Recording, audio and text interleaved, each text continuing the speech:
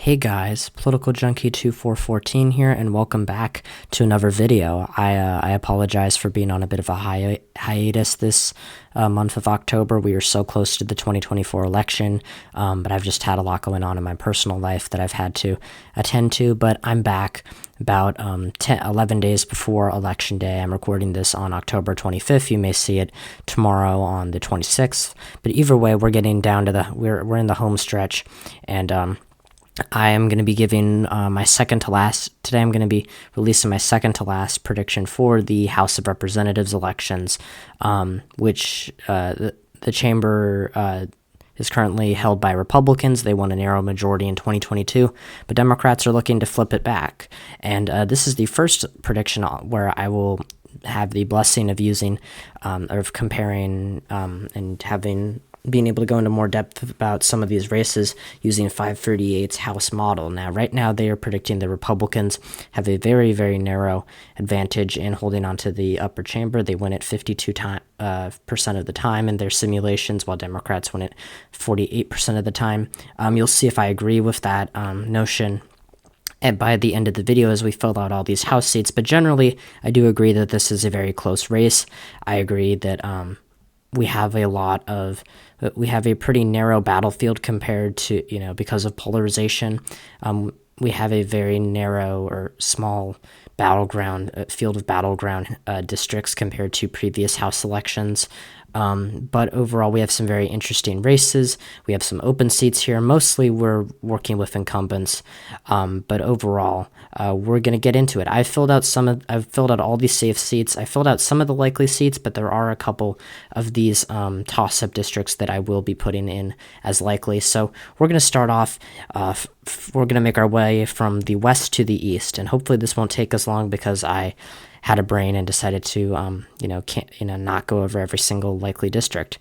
So Alaska, we have a race that has really, the vibes have been on the Republican side. The Democrat Mary Peltola was first elected in a special election in 2022 in a state that Trump won by 10 points in 2020.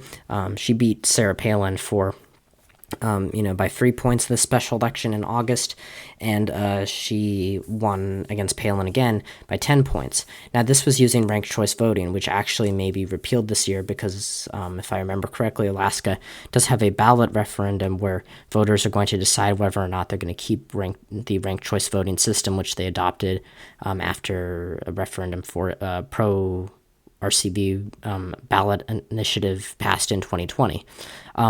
Now, Republicans have kind of recognized that in the first round of voting in 2020, in the 2022 elections, Peltola benefited from Republicans from a split Republican vote. This time around, after the primary where Peltola won basically 50% of the vote, it was a very strong showing. Nick Begich, one of the candidates who ran against Peltola in 2022, came out and came out in second place, and so the establishment Republicans' choice, Nancy Dahlstrom, who's the lieutenant governor of Alaska, decided to drop out of the race, and so that is consolidating support for Begich. And in his own internals, he's been doing pretty well. Now, the difference here is between this and 2022 is in 2022 we had a lot more nonpartisan polling, and I don't want to base my polls off of vibes. I think 538 is going to get this race wrong. Peltola could absolutely lose due to just ticket splitting, but she's a very strong candidate. I think that this race is definitely going to be closer than her 2022 election. I considered putting it in the Tilt D column, but she got 50% of the vote outright in the August all-party primary, and I think that that's a really good sign for her. It's much better than what she got in 2022 when she wasn't the incumbent, and it's pretty close to what she got in the general blanket prime or the first round of voting in November of 2022. So it was a little bit higher. So if she's winning 50% plus one, she's winning this election. So I think that she is on the lower end of lean. I could see this race going for Republicans out of polarization, but Trump's not doing too well in Alaska, according to the polls, and it is a left-trending state. So overall, I expect Alaska to stay with Peltola, despite vibes saying otherwise. Now, Washington, we have 2 seats here. The first one's pretty easy. I'm going to get that out of the way. Kim Schreier's going to win re-election in the 8th district. Republicans went after her in 2022, but they lost by 7 points, and this time around, they really don't have a very strong candidate running here, and 538 says that she has a 97% chance of winning. I don't know if it's that bullish. 538, they always have a couple races that I vehemently disagree with, or they don't skew, sorry, but they overestimate certain candidates based on their models.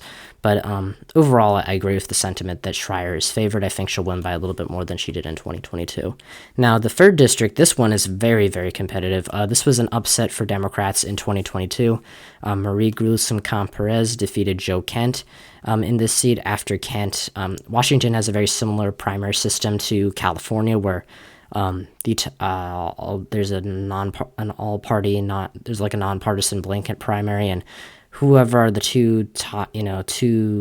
top 2 finishing candidates, regardless of party, advance to the general election, which is why in the 4th district, that one, there's even, there are 2 Republicans running there. There's no Democrat running there, which is unlike last cycle. But in the 3rd district, we saw Kent defeat or unseat in 2022 Jamie Herrera Butler, who was one of the 10 House Republicans who voted to impeach Trump after the Capitol riot, and Democrats ran Glueson-Perez, who was widely expected to lose. I had this race as likely R.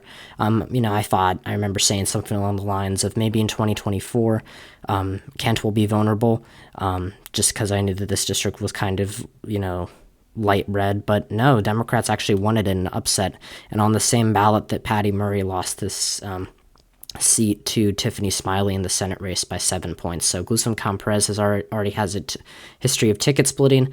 A lot of people are saying that the August primary results weren't very good for her. I actually disagree with that. If you look at the 2022 primary results, Democrats, in Washington, they got 33% of the vote. Now, again, there wasn't the same level of Republicans splitting a split Republican vote. I don't know why I can't say those words today.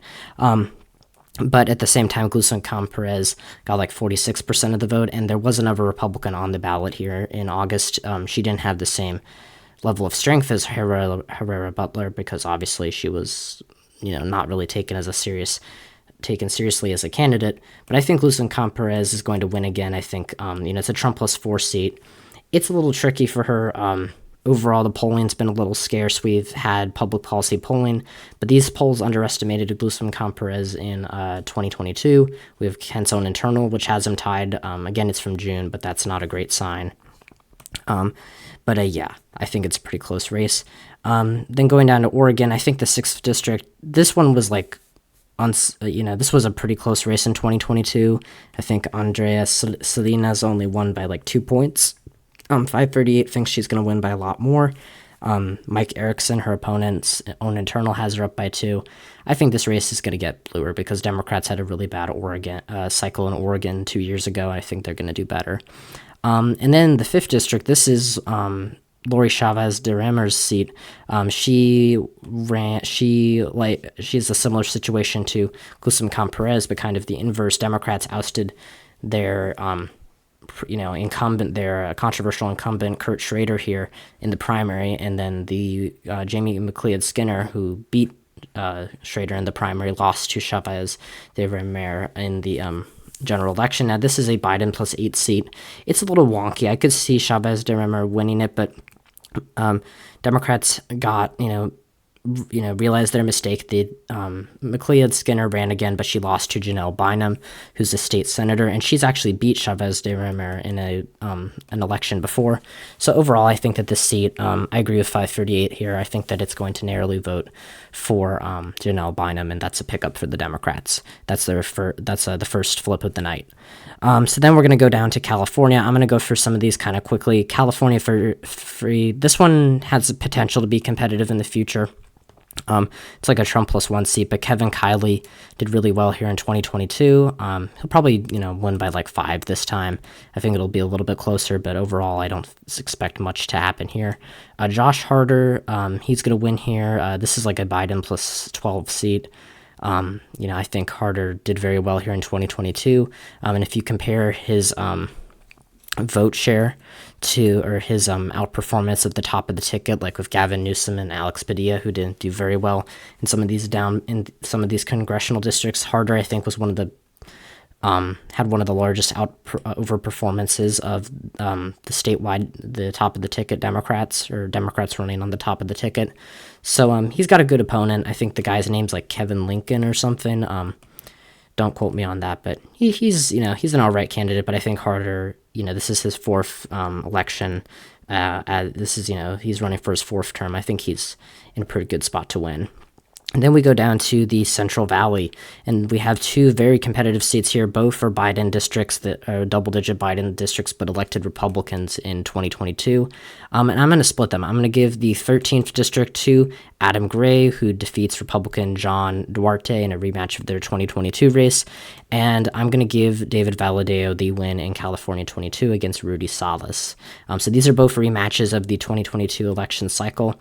And Valadao, I think, we'll start with him. He, first of all, is one of the only 2 remaining House Republicans, or one of 2 House Republicans out of the 10 who voted to impeach Trump in 2021 who are still in office. And that has Trump has really not drawn his ire on Valadao at the urge of House Republicans who are saying, hey, we need to win this seat. This is a Biden plus 13 seat. If we have anyone who is not as moderate or doesn't have a bipartisan profile like Valadao, we're going to lose this seat. And they would probably be right. Rudy Salas is a good candidate, but he lost here by kind of a pretty large margin in 2022. I think the race will be a little bit closer this time around because it's a presidential year. The University of Southern California did a poll that showed Salas up by 3, but they did a lot of House polls, and I don't agree with some of their results in other districts. Emerson had it tied. A Democratic internal had Valadao up by 6 in August, which is not great. And House Majority PAC did a poll that only had Salas up by 2. So Valadao has consistently been able, in an era where there's not a lot of ticket splitting anymore between presidential and House races, he's one of the rare few incumbents who has managed to keep it up.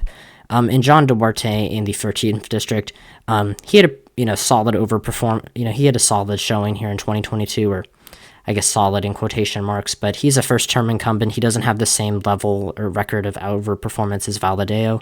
And Adam Gray is an okay candidate. I think really Democrats just suffered from Hispanic turnout being terrible here in 2022, which is an argument you can make against Valadao. But again, Valadao has more of a record of winning in tough environments, and Duarte is a first-term member, which is usually when House incumbents are in battleground seats are the most vulnerable. So I would give Gray the win there. He wins in a rematch of their race. Now, the 27th district, this has gotten a lot of buzz recently. Republicans are worried about this seat. Mike Garcia won in 2022 by 6 points, or roughly 7, actually, I think, against Christy Smith, who ran against him twice in 2020, first for the special election, then for the general election. And Garcia's just really popular here. I think he was one of the few House Republican incumbents who actually overperformed the top of the ticket in 2022. This is like a Biden plus 13 seat. It's super left trending. It's a suburban seat out of Los Angeles. And Democrats have, Christy Smith decided not to run again for a 4th time, and they're running a businessman, George Whitesides, who has outraised Garcia. 538 predicts him the narrow favorite to win. University of Southern California has Whitesides up by 2. But again, Garcia has, like Valadao, has more of a record, of overperforming in tough environments and winning in tough environments. He won in 2020 when Biden won this seat by like 12. Again, he's only had to run against one opponent, though, which makes this race really interesting. And I think that this could be a pickup for Democrats, absolutely. Garcia is such a strong candidate, and he had a really strong showing in the March primary against Whitesides. And so I think that he is currently narrowly favored. But again, would not be surprised at all if I was wrong about this district. Then we go down to SoCal here. We'll fill out a couple seats. Young Kim is going to win in this seat. It's like Biden +1 or something, but it's has a large Asian American population. It's very right trending. Kim is a moderate Republican. She appeals to a lot of the voters here. I think Democrats won't get blown out here completely like they did in 2022 when they lost by like 14 points. I think it'll be more like 10, but that's still a really big loss. Then we go to California 49. Mike Levin here did pretty well in 2022. He won by 5, and I expected him to win by 2. I think Sabato's crystal ball actually had him losing. Levin here has had some really good polling results. Republican internals show Gunderson, his opponent, down. I think that this is a much better cycle for Republicans. This is one of the seats where they've kind of realized, in hindsight of 2022, that they really shouldn't be focusing on, and they should be focusing on some of these other seats. Now, these other 3 seats are really, really close. We'll start with Katie Porter's seat in the 47th district. I'm going to give it narrowly to the Democrats. A lot of people are putting it back in Lean D. I think Sabato's crystal ball started off the cycle by having it in toss-up and has moved it to Lean D since. I don't think so. I think that Katie Porter was a really strong fundraiser, and she only won this race by 3 points despite having a really good result in the March primary, or the June primary in 2022. And Scott Baugh, the Republican candidate who ran against Porter, his internals show some mixed results. University of Southern California, though, again, same poll that has Garcia losing, that has Valadao losing, that has Duarte losing too, has Baugh up by 3 points. So I'm going to, and Dave Min had to get through had to fight his way against, I think, Jonah Weiss, who was the other major Democratic candidate here in the March primary. So it was a bloody primary, and I think that this race is going to be closer than some people are expecting. Again, a lot of these California seats are not going to get called for days, much less weeks, much less days after the election. So we won't know the results in many of these seats for a while, but I think this one's going to be closer than people are expecting. The 45th, this one has gotten really close really fast. Democrats did not put up a very strong, candidate here in Derek Tran, or at least it didn't seem that way. But now 538, amidst a slew of strong polls and strong fundraising, has him as the, razor-thin favorite against Michelle Steele. Now, I still think Steele's going to win. This is a right-trending seat, but it is Biden +6, or Biden +7. I do think Harris will probably win it at the top of the ticket, but I think Steele... she underperformed in 2022. She didn't really, Derek Tran's a better candidate than Jay Chen, who ran against Steele in 2022, who didn't really get any national funding. But again, this is a very, I still think Steele's going to win. She, isn't as moderate as some of these other, battleground Republican incumbents. She doesn't have as much of a bipartisan record, but I think that she's, this is her she's running for her 3rd term. I think Tran really hasn't had much political experience here. Again, Steele had a really strong result in the March primary, which I know I sound like I'm citing it as the gospel of California House races, but, it's not. There have been, the primary results kind of skew from year to year, but, I think that Steele right now is the very narrow favorite. Come next week, I could see myself putting this as a blue seat in my final prediction, but currently I don't think that's going to happen. Now, the final California seat is the 41st. This has Ken Calvert. He is the most senior Republican member of California's congressional delegation, and the most senior, obviously the most senior battleground Republican here. Will Rollins lost to him by roughly 5 points in 2022, which was less than a lot of people expected. Calvert's won tough races before. Again, as a 30-year incumbent, he's been through a lot of redistricting. He's had competitive seats, he's been, reallocated to competitive seats to safe Republican seats. But again, there's a large LGBTQ population in this new seat, and it voted for Trump by only 1. I think there's a good chance Harris wins it at the top of the ticket. It's left trending, and these races are showing a pretty close race. RMG Research, which is a historically Republican poll but has since become more nonpartisan, has it Rollins +6. House Majority PAC does have Rollins tied, but University of Southern California has Calvert up by only 1. So this one's it's a bit of a wash, but I do think Rollins is outspending Calvert here, which is not a good sign. So I'm going to put this as in the Democratic column. Now, Nevada, we're going to go through these seats really quickly. These are all mid-single digit seats or these are all seats that Biden won in 2020 by like mid-single digits. So I expect him to win. The only one that I think is really in doubt of being likely is Susie Lee's seat in the third district. But I think that she won when Republicans won like the House popular vote in Nevada by like 3 points, and Lee still won by 4. So. And I don't expect it to be that lopsided against Democrats in 2024. So I think overall all these seats are pretty safe, or not safe, but pretty likely to be likely, pun intended. Arizona's second. I think a lot of people, I was never really a believer that Eli Crane was going to win by like a safe margin. This is still a Trump plus 8 seat, and Democrats got a good candidate. Similar to 2022, we have a nonpartisan pollster, or we have a poll that comes out, close to the election that shows the Democrats doing a lot better in the seat than they're probably going to do. But Jonathan Nez, if he's going to win here, he's like the president of the Navajo Nation, and as such, he can inspire a really strong Native American turnout. And if he does that, he does have a serious shot at winning against Crane, who is, again, is a controversial incumbent. He voted to strip Kevin McCarthy of the gavel. I think he voted against keeping Mike Johnson as speaker, but overall very, very controversial incumbent. But I think he's going to get, he's still going to get reelected in all likelihood. Then we have 2 competitive seats here. I'm going to give them both to the Republicans. Dave Schweikert wins in the 1st district. Juan Ciscomani wins in the 6th district. Schweikert, I think I'm really basing it off of the fact that he is an entrenched incumbent here. And while his seat is very left trending, Democrats had a very messy primary here that didn't get resolved until the start of August. And polling has not been great for Amish Shah. I think that he's like down in his own internals, or nearly down or tied. Yeah, House Majority PAC only has him up by 1. Impact Research, DCCC, has him even with Schweikert. So I think that this seat's, was looking bad for Republicans early on in the cycle, but has since gotten a lot better. The 6th district, Juan Ciscomani, I actually think might be in a worse position than Schweikert, which, call me crazy, I know, but Kirsten Engel and Ciscomani didn't really have very strong primary opponents. We have a mix of polls here. We don't really have any nonpartisan polls, but Ciscomani won on the same ballot, won his district by like 1.5 points on the same ballot that Mark Kelly won it by like 10. And Ruben Gallego is going to win this district by a lot in the Senate race. Ruben Gallego looks very likely to win the Arizona Senate race and carry both of these seats.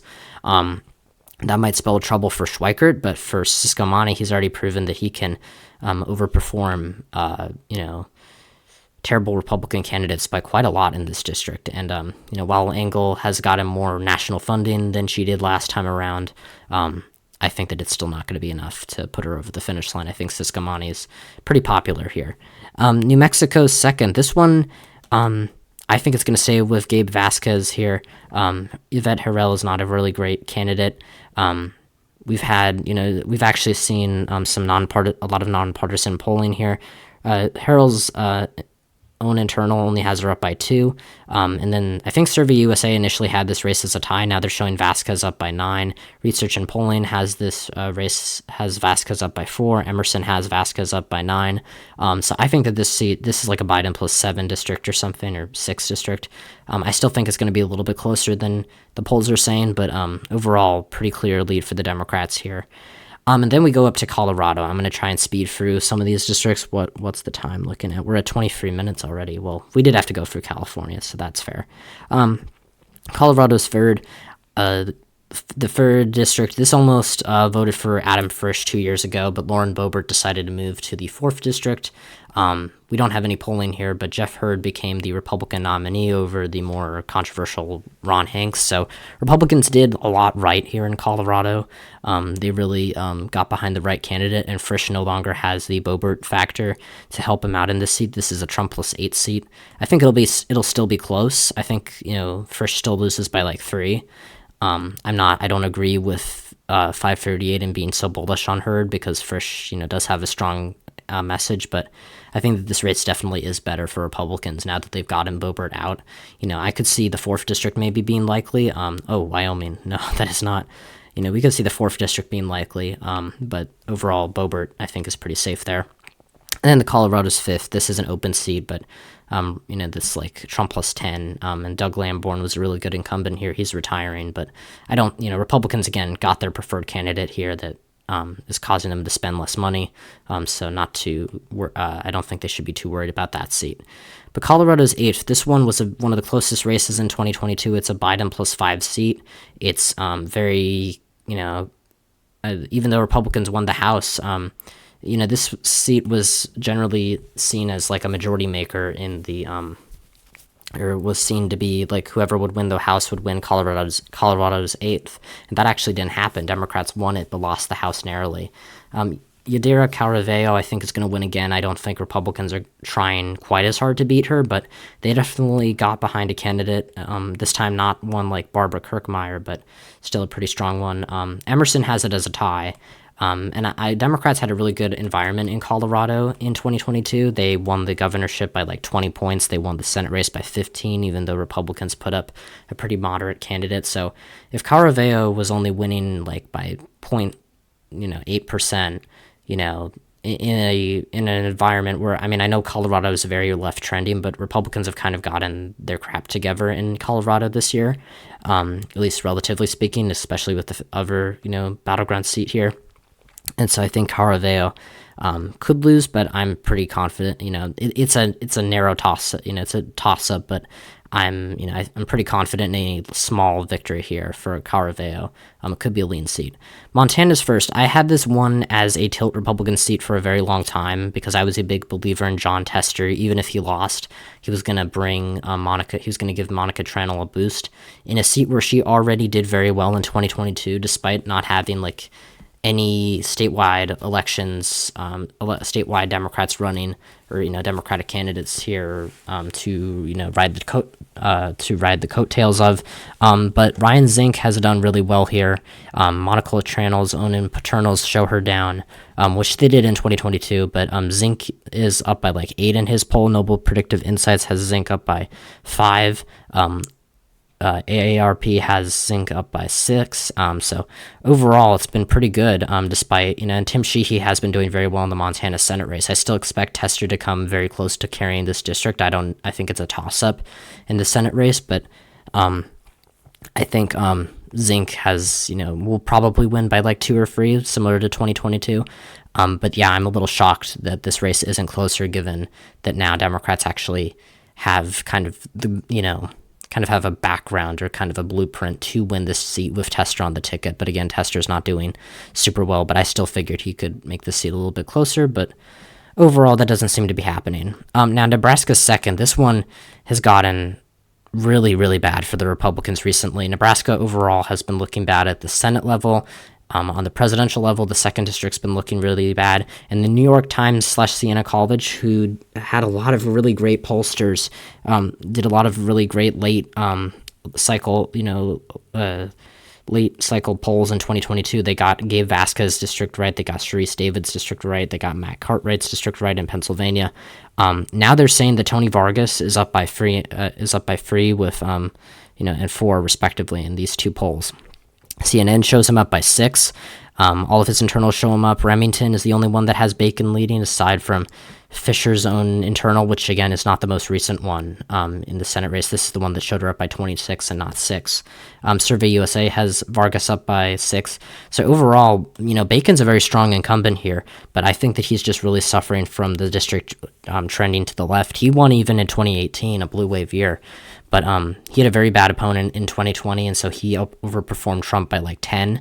And in 2022, he only did like Jim Pillen, the Republican, who's now the Republican governor of Nebraska, was then the nominee, won this seat by like less than a point. Bacon only overperformed him by like 3 against Tony Vargas. So Vargas is a very strong candidate here.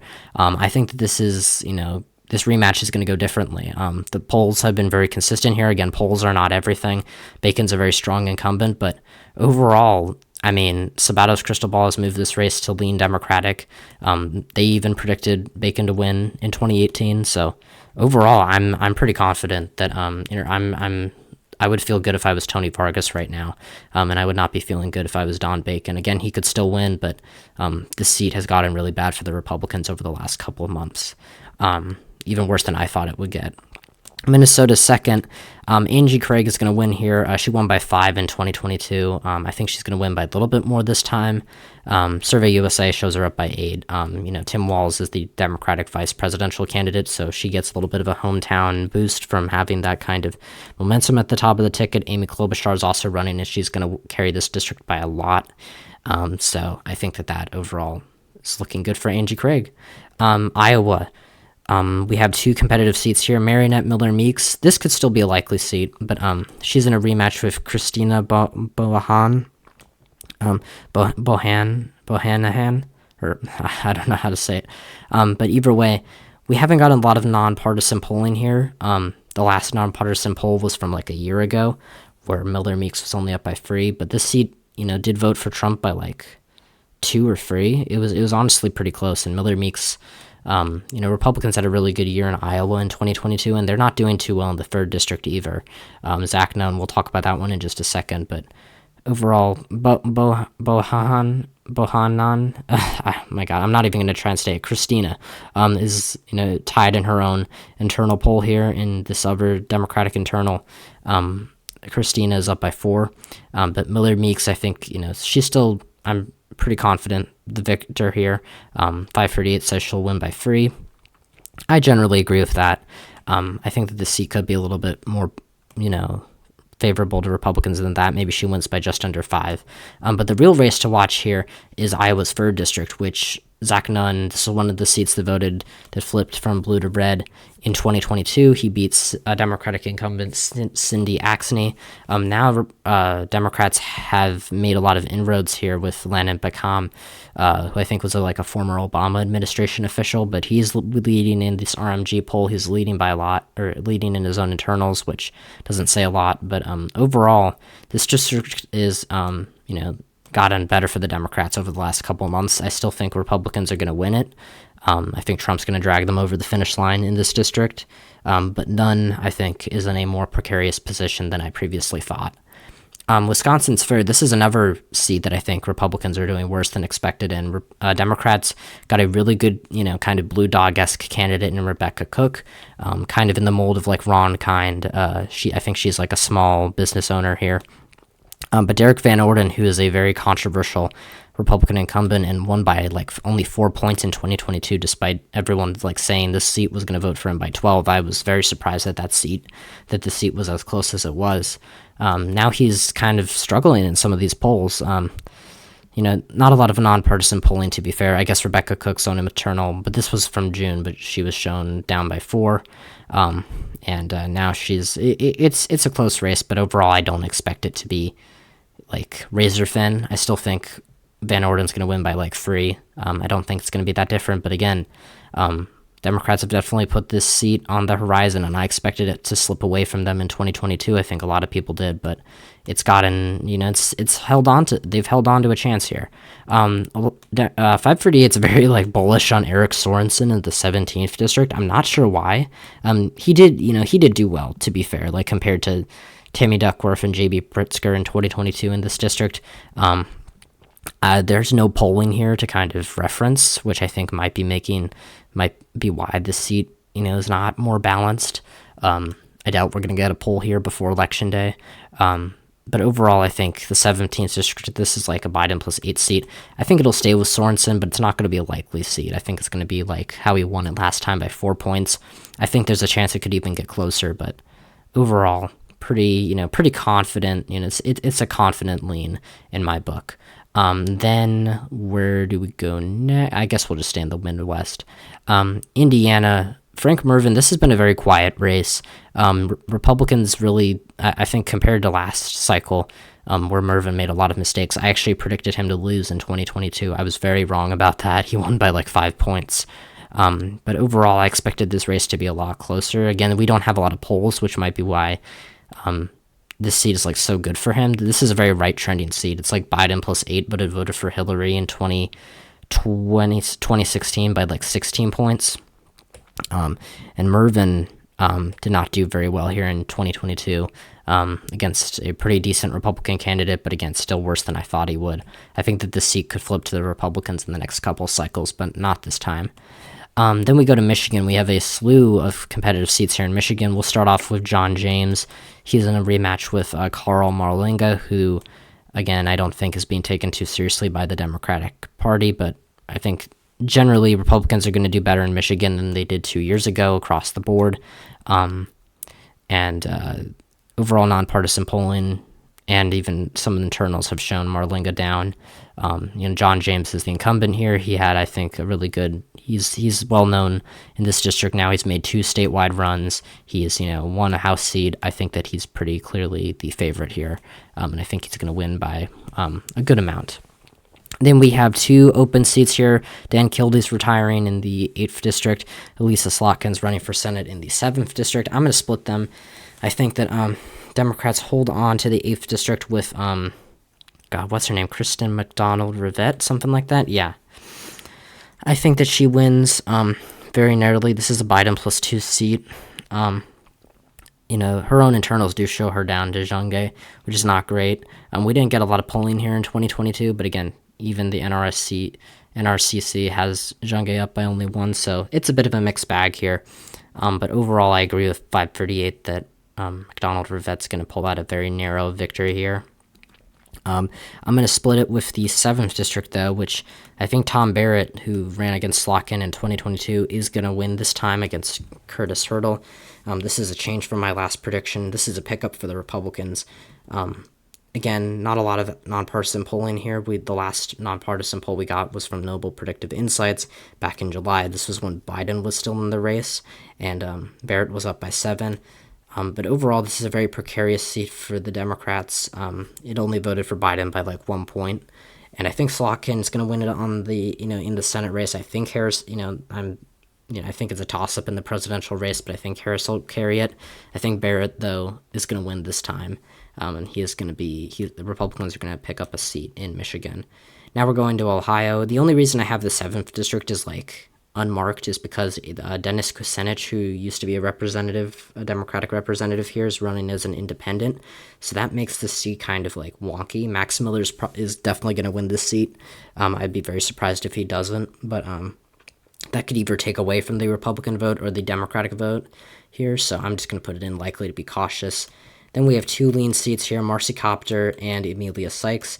Sabato's crystal ball, I think, moved Sykes' seat to lean Democratic just a couple of days ago, or maybe even yesterday. I saw it yesterday.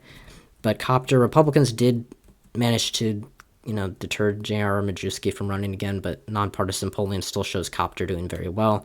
I didn't really expect her to lose this cycle, and I still don't think she would.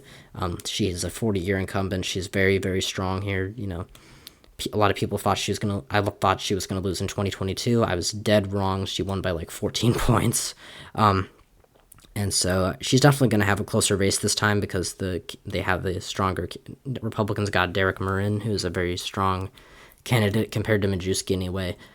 So overall, if Republicans are gonna hold on to the House, they like to have the seat, but I think that there are better offensive opportunities elsewhere.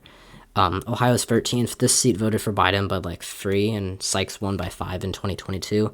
Republicans, again, got a better candidate this time around, but even the NRCC has Sykes up by 4, and this is right after Harris entered the race. A Coughlin internal has him up, has Sykes down by 1, but again, that's an internal poll, and make of those what you will. Overall, I'm going to go with the partisan lean. And also, I think Sherrod Brown, even if he does lose, he's definitely carrying these 2 districts and, of course, the 1st district, but that's less competitive. And I think that he's going to give Sykes and Kopter a boost. I think Kopter, honestly, will overperform Brown in this seat, but Sykes, I think, will be helped by Brown's presence on the ticket. Then we're going to move down. Oh, we forgot Texas. Let's do Texas really quickly. Texas, the 15th district, this one's a Trump +2 seat that is very right trending. It's a classic example of Republicans gaining with Hispanic voters. It's a rematch of 2022. House Majority PAC even had Monica De La Cruz winning re-election. Michelle Vallejo lost the seat by a lot in 2022. I think there's, it's not crazy to say she would lose it by more this time. I'm going to put the 34th district as likely D and the 28th as lean D. Now, a lot of people are not going to like this. They're going to say, well, why don't you have it the other way around? And the reason for that is because, first of all, Vicente Gonzalez is running in a rematch with Mayra Flores, who I think is going to make this seat a bit closer than it was in 2022. I think it's, instead of it being like a 9 point margin, it's going to be like a 7 point margin. And this seat, Republican internals are showing it Gonzalez with the lead. The reason why I have the 28th as lean is we don't have any polls here, but Henry Cuellar, I know that I've been kind of bearish on him in the past, but I think this time, with the new federal indictment being unsealed against him, he doesn't have a very strong candidate. He didn't face a primary challenger. He didn't face this and that.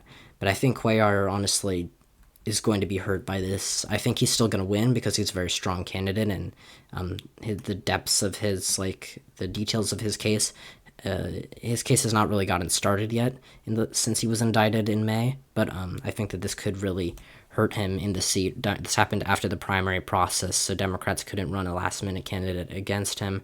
But yeah, I think that this seat could be a bit of a sleeper for Republicans. But overall, I'm still pretty confident Cuellar is going to win, and I wouldn't be surprised if he won by a likely margin. Florida, we'll run through this quickly. The 27th, Maria Elvira Salazar, probably win by like 10. A little bit less, not 15 like 2022, but still quite a bit. The 23rd, Jared Moskowitz is going to be have a smoother path to re-election this time around than he did 2 years ago. I think Florida overall, the abortion referendum being on the ballot and being a presidential year means turnout's going to be a lot better for Democrats. So overall, I expect Moskowitz to do pretty well here. Florida's 13th, I think, Anna Paulina Luna did not overperform Trump's margin of victory in this seat to the same extent that other Republicans like Corey Mills, Laura Lee, Salazar, Jimenez did in 2022. She only overperformed him by 1 point, whereas like with Mills, he overperformed. He was in this is a Trump plus 5 seat, or Trump plus 6 seat. He won by 17. Paulina Luna, this is a Trump plus 6 seat. She only won by 7 in a seat that Democrats essentially surrendered to the GOP. And so this time, I think she's definitely moderated her image because now she has a pretty strong candidate running against her. And Hurricane Milton, she's trying to kind of Luna's trying to kind of act more moderate than her than her record shows, and kind of be enact or kind of show diplomacy with the Biden administration for sending some aid, or being supportive of disaster aid being sent to Florida, which has impacted her district. But St. Pete Politics had Fox up by 4. It's not a great poll, but in the same one they had that was released just about a week ago, had Fox and Luna tied. Republican internals only show like Luna up by 5 or 6. Not only up by 5 or 6, but overall, I think that this race is going to be closer than some people are expecting.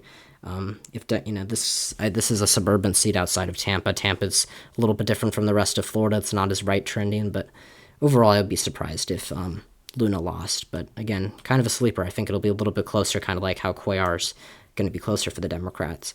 Anyways, where are we on time? We're at 42 minutes. Okay, that's not as bad as I thought. We're going to go to Don Davis's seat here in North Carolina. A couple months ago, I would have said that this seat was, honestly, leaning towards the Republicans. Got better than in redistricting. It's already right trending. Democrats did not do very well here in 2022. Overall, on the top of the ballot, Sherry Beasley only went up by like 0.5 point in her Senate race. But again, that was with lower turnout. And Don Davis on that same ballot won by 5 points. Now, Republicans did get their preferred candidate here. They prevented Susie Smith from winning the Republican nomination again. They got Lori Buck out. But Davis overall has done very well here, and I think his odds have really shot up with Harris being on the top of the ticket and Republicans being dragged down, generally speaking, by Mark Robinson, the bombshell CNN report that released last month. That's in the same polls that show Stein, Josh Stein beating Robinson by 15, though they do still show Trump winning the state. And this is a Biden +2 seat. I do expect it to, be very close on the presidential level. I think that Davis, honestly, though, could do very well here, and I think that he's going to outrun Harris by a couple of points. He won't outrun Stein. I think Stein's going to really help Davis, though. He could even make the 11th district with Chuck Edwards a little bit close. This is Madison Cawthorn's old seat. But overall, I think that this is going to be a bright spot for Democrats in just a couple of weeks, and they're going to be happy to have it because they're already losing free seats with redistricting in North Carolina. So holding on to that one battleground will probably be nice for them, but again, not a guarantee. It's just it looks like that from nonpartisan polling and the vibes overall. The situation, I think, has just gotten better for Davis. Then for Virginia here, we have 2 seats. I'm going to split them. Jen Kiggans is going to win re-election in the 2nd district. Democrats really haven't tried too hard to win this seat. Polling has just been abysmal for Missy Cotter Smazel. And I think Kiggans, this is usually a seat that decides the House majority. Democrats had an incumbent here in 2022. She lost to Kiggans, but this time they're kind of not really focusing on it too much. Because they I don't know. I think that there was just a lack of mobilization here. They're also trying to protect the 7th district, which is Abigail Spanberger's seat, but she's retiring to run for governor in 2025. So Democrats put up Eugene Vindman, who is the brother of brother of one of he has ties, or he's a national figure who's raised a lot of money, and he's got a lot of endorsements from the Democratic establishment. I think his brother, Alexander Vindman, was a military, was high up in the military and was testified during Trump's first impeachment trial. Derek Anderson, I think, ran against, oh God, what was the name of? I'm feeling stupid for not remembering the name of Spanberger's opponent in 2022. But either way, Anderson ran against her and lost in the primary. His own internals, though, are showing him down. And, again, that's not always everything. Sometimes candidates overperform their internals, but it's a Biden plus 6 seat. And Democrats, I think, they no longer have to worry about Jennifer Wexton's seat because she's retiring, and Suhas Subramanyam looks likely to win that. So the 7th there is really where they're pouring all of their money into, and I think they're going to win it by 4 or 5. Now, Maryland 6th, I'm going to move this race down to lean D, and that's only because of 2 words, Larry Hogan. I think Hogan's going to win this seat in the Senate race. I think that April McLean Delaney is going to do not too well. Neil Parrott's a decent candidate here. There's a nonpartisan poll, Gonzalez Research and Marketing Strategies, which does have him up by 2. Now his internal has him down by 2, which makes this a little bit of a confusing race. But it's a Biden plus 10 seat. It would be the first district for Hogan to flip in the Senate race if he flips any, which I do think he's going to win this congressional seat. He's not going to win the Senate race as a whole, but I think, when you're looking at Angela Alsobrooks winning by 15, 16, I think at that point you're looking at the seat, pretty solidly in the red column, and I think that it's going to drag down Democrats here. But overall, they're still going to win it. Then we go up to Pennsylvania. We have quite a few seats here. Brian Fitzpatrick, I'll get that one out of the way. It's a Biden plus 5 seat, but Fitzpatrick is just a god here. Again, another big tickets. He's really able to succeed at ticket splitting. His opponent's own internals are showing her down. His own internal shows him up by 14 points. So overall, I'm pretty confident in Fitzpatrick winning here. Then we get to the really competitive ones. I think the first one to knock off the list here is the 17th. Chris Delugio won by 7 points in 2022. I think it's going to be a bit closer this time because his own internals have him only up by 4. His current internal only has him up by 4. But overall, I do think he's in a pretty good position to win. I think that he's going to overperform Harris, and Bob Casey will probably do well here, so he'll get get a boost from that. Susan Wild's seat has gotten really good for the Democrats too. Muhlenberg, first of all, Muhlenberg released a poll here that had Wild up by 6, and Ryan McKenzie, Republicans, his own internals are showing him down. And even the nonpartisan polling, Muhlenberg College has Wild up by more than her own internals have her up by, which I think is crazy. And she's at 51%. I think that this is a really, really good poll for her. And I think that it really shows that she's on track to win re-election by quite a few points. She had a really strong performance in 2022 compared to expectations. I expected that, her to be in a bit more precarious of a situation. But honestly, I think she's looking really good, just less than 2 weeks out from Election Day. Now, who's not looking great right now is Scott Perry. Scott Perry is someone the Democrats have tried to knock off for cycles now. They tried to beat him in 2018. They came close. They tried to beat him in 2020. They didn't come as close. In 2022, they kind of gave up on everything. And what's interesting, this is the first election after Perry was, earned flack for being involved in the January 6th, in the plot to overturn the election. Not specifically January 6th, I don't think. But overall, Perry, in a race that really was not nationalized, was not targeted by national Democrats. They were more concerned about winning in Matt Cartwright and Susan Wild's district and holding Connor Lamb's seat in Pennsylvania, which is now DeLugio's seat. Perry won in 2020 for context by 7 points. In 2022, when he had no major investment from his opponent's party, he only won by 8. He did not do very well for someone who really had no reason to be in a race that really had no reason to be so close. And now Democrats, despite having a very contentious primary, are doing very, very well in this seat. Susquehanna released a poll that has Janelle Stelson up by 9. Now, I don't think she's going to win this seat. I still think the Democrats are going to lose this seat. It's it's a Harrisburg-based district. This area is trending towards Democrats. I think it's going to be good for Harris on the presidential level.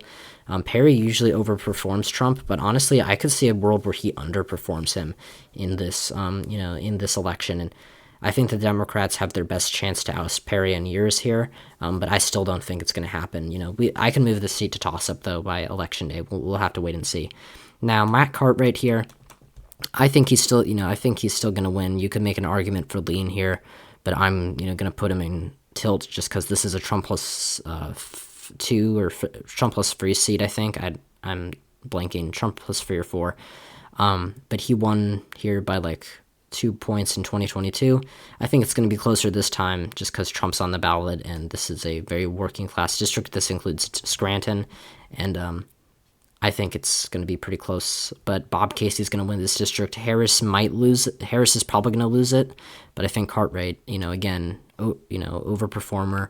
He's one of 5 Democrats, in Trump seats, who are in Trump seats or representing seats that Trump won in 2020. I think that he's going to hold on, but again, he's definitely in a very precarious situation here. Then we go to the 7th district, a couple of likely Democratic seats here, but we're not going to talk about those. Tom Keene is running again in the 7th district. I think that this seat, originally I was more bullish on the Democrats here, but overall Sue Altman has been an okay candidate, but I still think Keene is going to win here. It's like a Biden plus 4 district. Keene did not have a great performance here in 2022. He was supposed to win by a lot more. I kind of had a situation, I wasn't too surprised by the results, but the general consensus was that he was going to win by 6 or 7. He only won by 2. And I think it's going to be a bit closer this time, because Kamala Harris is going to do very well in the suburbs. She's probably going to carry this district. But I think that Keene's going to hold on here. He's the son of the former governor of the state. He's got a lot of name recognition. He's a very popular guy. And so I think he's going to hold on here. The 3rd district, I just wanted to mark this because it's, it's George Santos' seat. Tom Suozzi won a special election here in February. He's going to do very well again and cruise to another term in the House after, a 2-year hiatus being gone and then coming back this winter. Even the Nassau County GOP's own internal has him up by 14 points, which is insane. But he's really, I think, Republicans have really, held the seat for very briefly, but Santos has really been a stain on them, and Suozzi's a fantastic candidate. The 1st district, I'm going to move this down to lean. John, I don't know. I had it as likely initially. I was planning to have it as likely. I moved it down to lean yesterday after I saw the Siena College poll, which showed John Avlon just a couple points within Nick LaLota, within beating Nick LaLota. And again, this is a seat that LaLota won by 11 points in 2020 or in 2022. This seat voted very narrowly for Trump in 2020.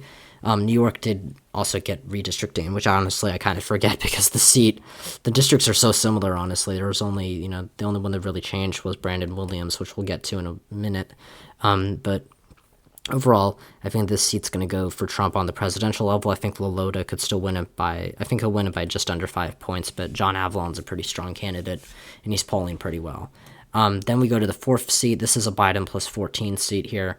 Anthony Despacito has had some scandals come out about potential. I think he's like hiring his daughter's fiance, or he hired his daughter's fiance or something. He had a conflict of interest. He violated House ethics rules, and nonpartisan polling has been very good for Laura Gillen here. She's up by 12 in the same Siena College poll. Despacito's own internals show him up, but generally his internals are showing a bit of a narrowing of the gap with Gillen. And so I think overall, I always had this seat in the lean Democratic column. I could have it up to likely by election day, but that's a little absurd. I think Gillen's going to win by like 4 right now, and I think that's going to be our result on election day. But again, check in with me in just about a week, and I'll let you know if I still think that. Pat Ryan, he's the only Democrat in New York to win a competitive House race here 2 years ago. He's running again. I think Republicans put up Lee Zeldin's running mate as his opponent. Emerson has him up by 5. I think he'll win by roughly thereabouts. I think that's where the race stands right now. I could see it being a likely seat, honestly. I might agree with 538, but it's like a Biden plus 8 seat right here.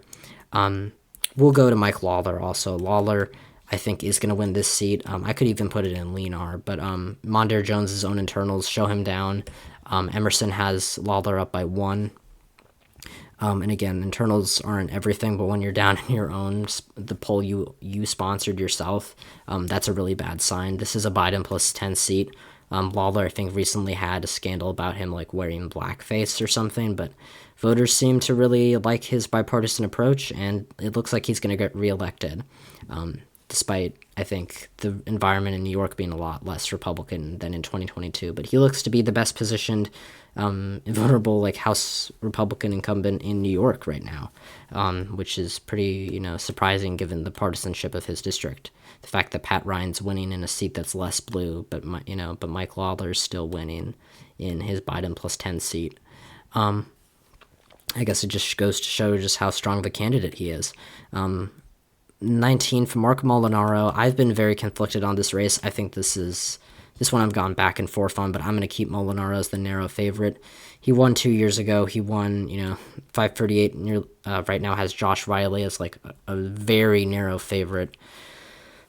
Survey USA has this race up by 4. We don't have an Emerson poll here, but Riley's own internals show him up. RMG has this race Riley plus 3, but Molinaro again has already won this race with a rematch before, or this is a rematch of the 2022 race. I think he's carved out a pretty bipartisan image for himself, and I think that he's generally doing pretty well. I think similar polls underestimated him in 2022, which again, they underestimated Republicans in New York by and large in 2022, but I think Survey USA or Emerson had Riley up by 5 then. They only have him up by 4 now, so we'll see what happens. It's going to be a very close race. It's a Biden plus 5 seat, but right now I would agree that it's a very close race, but Molinaro, I'll give it to him just because he's the incumbent. So Democrats are at 214 seats and Republicans are at 217. I think, Brandon Williams' seat is the only one that really changed in redistricting. It went from a Biden plus 8 seat to Biden plus 11. And John Mannion came out of a very scrappy Democratic primary and has been doing is the odds-on favorite to win this seat. I think Williams, this could be a likely seat, honestly, but I'm not going to be that bold here. I'm going to put it as just under 5 points. Williams' own internal has him tied, which is terrible. House Majority PAC has Mannion at 50%, but again, that's an internal poll. So I think the seat's going to be, just out of caution, I'll put it in the lean Democratic column, but I'm pretty confident Democrats will pick that up along with New York's 4th here. We're getting down to the wire. We only have 3 seats left to fill out. Connecticut, Jahana Hayes is the Democratic incumbent here. She won very narrowly against Georgia Logan in 2022. Emerson has her up by 3. This is a Biden plus 10 seat, and she has won by a lot in years past. Logan's own internal shows him down, which is different than how it used to be, but this was from a year ago, to be fair. But I think that this seat is pretty strong for the Democrats right now. If Republicans couldn't win it in 2022, I would be surprised if they won it this time. So now we go up to New Hampshire and Maine. New Hampshire's first. I'm just putting this down because this is like a Biden +6 seat, so it is kind of close, and you can make an argument for lean D, but Republicans had a very crowded primary to take on Chris Pappas here. And, Democrats obviously had a very competitive primary in the 2nd district. Maggie Goodlander came out on top, but that's a bluer seat, and I think, Republicans are going to lose here in New Hampshire. Generally, I think that their bright spot, could potentially be the governor's race. I think that's a really, that's a toss-up right now. You can make an argument either way, but we'll talk about that in another video. I think St. Anselm has Pappas up by 9, which is a very different, tune from what they were singing 2 years ago when I think they had Caroline Leavitt up by 1. Russell Prescott's own internal has him down. University of New Hampshire has Pappas up by 17. It's just been terrible for the Republicans here.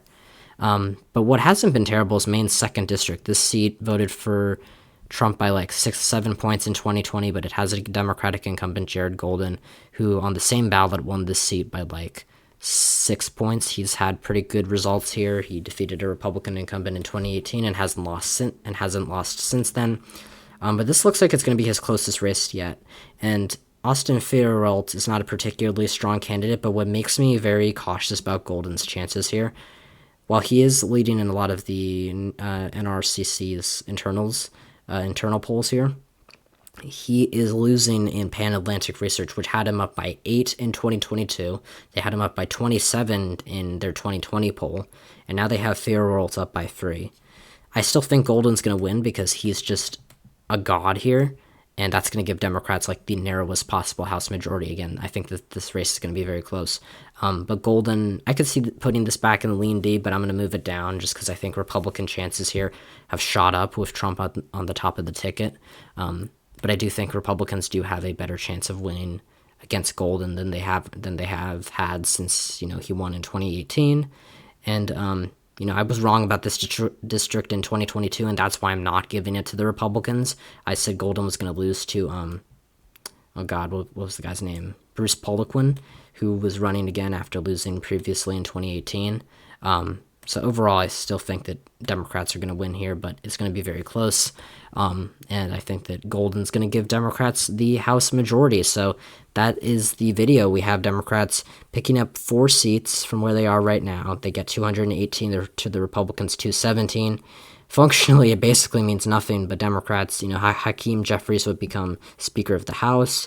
Democrats would overall, be able to have at least one chamber of Congress, and if Harris wins, it means that they, have some level of support in Congress, in one chamber of Congress, even if they lose the Senate. They create a divided government because the Senate looks very likely to be Republican. Or if they have if Trump does win, this is a check on power with the Democrats winning the House. So overall, let me know what you guys think about this. Sorry that this video was so long. It's a little bit shorter than I think my last House video was. But let me know who you think is going to win the House in 2022. Let me know what you think about each of these races. I understand that these videos can go very long, but I think with the House videos, that's the only one where I make an exception. I can make an exception and kind of not feel so bad. But thank you all for watching. Hit the like button if you did enjoy. Share this content with someone who you think would enjoy it. Turn on notifications, subscribe to the channel, and do all of those fun YouTube things. Thank you all for watching and giving me an hour of your time. And I'll see you guys next time when I talk about all things politics. See ya.